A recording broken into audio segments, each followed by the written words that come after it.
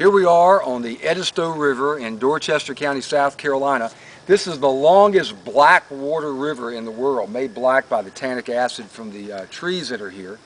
But we've been going through this series on the relationship diamond.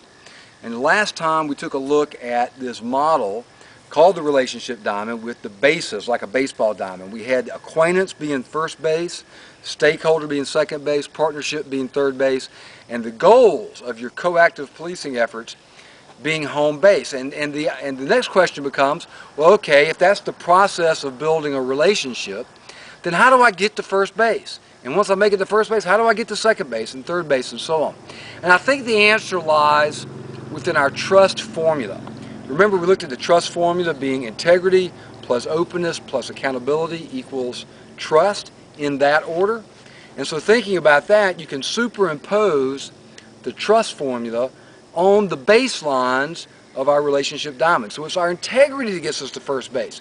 It's our integrity that allows us to become an acquaintance with someone, and not only our integrity, as important that is, but also the other person's perception of our integrity. So perception is key as well. So, and think about it from this perspective. I mean, how many of you want to be an acquaintance with someone that you don't believe has any integrity?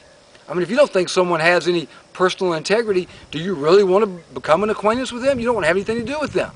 So our integrity and the other person's perception of our integrity is the process by which we get to first base. Now remember, integrity, our definition of integrity, is being who you represent yourself to be. It's our character and our competency working in tandem, together. That's what creates a man or woman of integrity.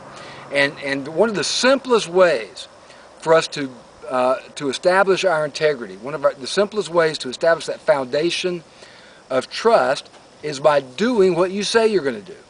I mean, if someone reliably does what they say they're going to do, we often will say about them, well, that person has a lot of integrity. We trust people that do what they say they're going to do. And here's what I believe about law enforcement. I think we spend a lot of our time doing our job. We do what we're supposed to do. The problem is we never bothered to tell them what we were going to do first. So we left out that critical first step. Unless we tell them what we're going to do before we do it, we leave them to their own resources and coming up with whatever their expectations might be about whether or not we did a good job. So they begin to measure our effectiveness by their own expectations, which can be quite flawed. So we'll talk more about this when we do a series on the dynamic of expectations.